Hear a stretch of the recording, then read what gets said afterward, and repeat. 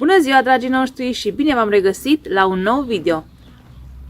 În acest episod vom vorbi puțin despre soluția de drojdie sau îngrășământul cu drojdie, care este cea mai populară rețetă pentru fertilizarea roșiilor, dar și a altor legume din grădină, cum ar fi castraveții, ardeii sau vinetele.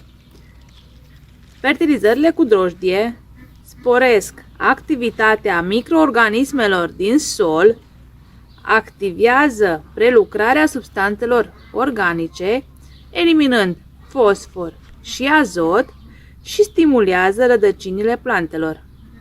Drojdia este un grup de ciuperci unicelulare, iar aceasta secretă foarte multe substanțe nutritive pentru plante.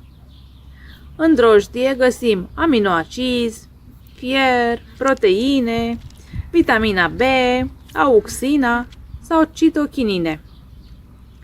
Pentru fertilizarea roșiilor, noi folosim atât drojdia proaspătă, dar și drojdia uscată. Dacă vă întrebați dacă este vreo diferență între cele două rețete, ei bine, ca și beneficii, nu este nicio diferență. Singura diferență este la modul de preparare și de folosire. Fertilizantul cu drojdie proaspătă se poate folosi în aceeași zi când este preparat. În schimb, fertilizantul cu drojdie uscată trebuie lăsat în repaus 2-3 zile. Dar mulți dintre dumneavoastră ne-ați întrebat până când se poate folosi acest fertilizant cu drojdie. Ei bine, acest fertilizant cu drojdie se poate folosi încă de la plantare, da? După prima săptămână de la plantare se poate aplica pentru prima dată acest îngrășământ cu drojdie. Se efectuează minim 3 fertilizări pe sezon.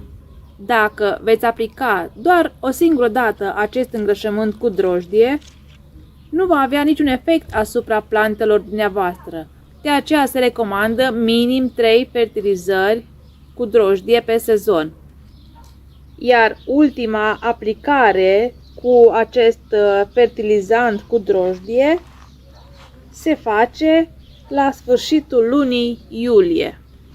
Dacă se face mai târziu această fertilizare cu îngrășământ cu drojdie, nu mai are niciun efect, deoarece fructele sunt deja formate, aproape coapte, majoritatea, și tocmai de aceea se recomandă a se începe fertilizarea încă de la plantare.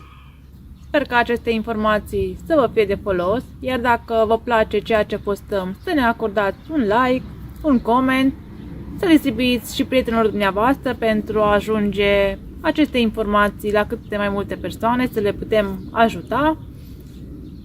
Până data viitoare, sănătate și roade bogate! La revedere!